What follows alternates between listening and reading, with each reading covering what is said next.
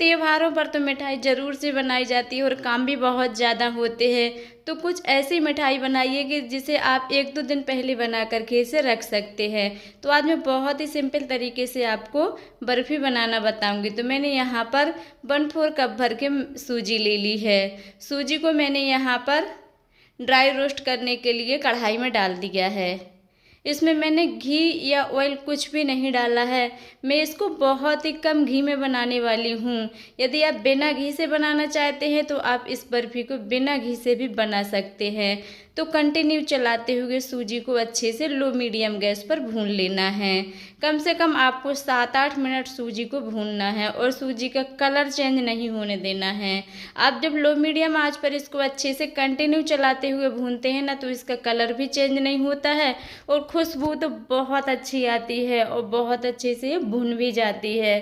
तो देखो लगभग मुझे 6-7 मिनट हो चुके हैं और मेरी सूजी बहुत अच्छे से भुन चुकी है। अब इसको एक बर्तन में निकाल करके रख देंगे और मैंने उसी कढ़ाई को क्लीन कर लिया है। अभी गैस तो मैंने बंद कर दी है लेकिन कढ़ाई गर्म है।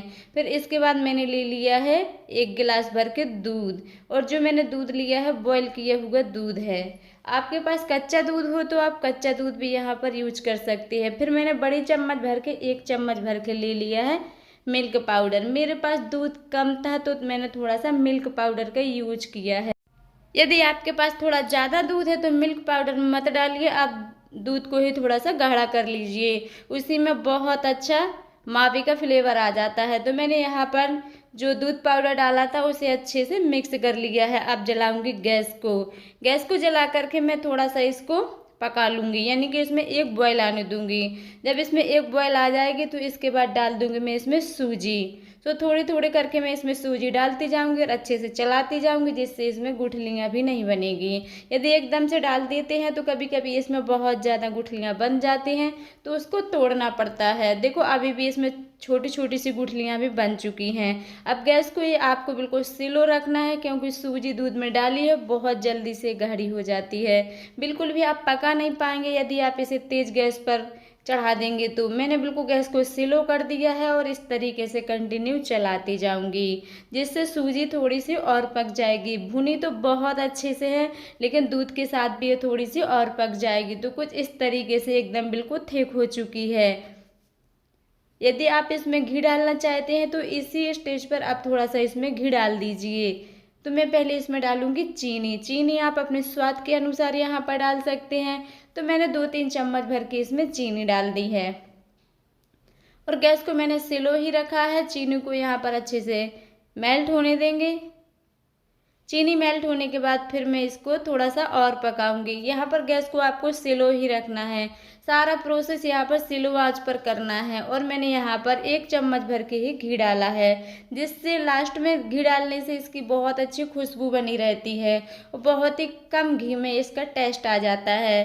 तो मैंने 1 चम्मच घी को अच्छे से यहाँ पर मिक्स कर दिया है। देखो सूजी बहुत अच्छे से पक चुकी है और कढ़ाई में चिपक नहीं रही है, एकदम बिल्कुल कढ़ाई को पूरी तरीके से इसने छोड़ दिया है। थोड़ा सा मैंने इस तरीके से यहाँ पर सूजी को लिया है और हाथ से गोल गोल बनाया है। जब इस तरीके से बनने लगेगा अच्छे से गोल गोल तो समझ लेना कि आपको बर्फी जमाने के लिए परफेक्ट है। तो मैंने पहले से ही एक थाली में थोड़ा सा घी लगा करके रख दिया था। अब इसके बाद जो मैंने यहाँ पर सूजी को पका करके रखा था उसको इसमें डाल करके अच्छे से सेट कर देंगे। देखो बनाना कितना इजी है लेकिन खाने में बहुत टेस्टी लगती है। इसको आप फ्रिज में रख करके 5-6 दिन तक आराम से रख सकते हैं। ज़्यादा बना लीजिए आप त्योहारों से पहले, ये खाने में भी अच्छी लगती है और बनाने में भी आसान होती है। तो इस तरीके से मैं थाली में अच्छे से इसको सेट कर दूंगी। तो मैंने यहाँ पर इस तरीके से अच्छे से सेट कर दिया है। यदि आप छोटे छोटे टुकड़ों में कट करके इसमें ड्राई फ्रूट्स ऐड करना चाहते हैं तो कर सकते हैं, लेकिन मैं इसको बहुत सिंपल तरीके से बना रही हूँ। तो मैंने इसमें इलायची को कूट करके डाला था। मैं उस क्लिप को वीडियो बनाना भूल गई। आप थोड़ी सी इसमें इलायची कूट करके डाल दीजिए, उसका इसमें बहुत अच्छा टेस्ट आता है। तो मैंने अच्छे से इसको सेट करने के बाद इस तरीके से इसमें निशान भी लगा दूंगी, जिससे बाद में अच्छे से कट जाएगी। तो मैंने कुछ इस तरीके से इसके निशान भी लगा दिए हैं। फिर मैंने यहाँ पर ले लिए है काजू। एक काजू के मैंने यहाँ पर 2 टुकड़े किए हैं।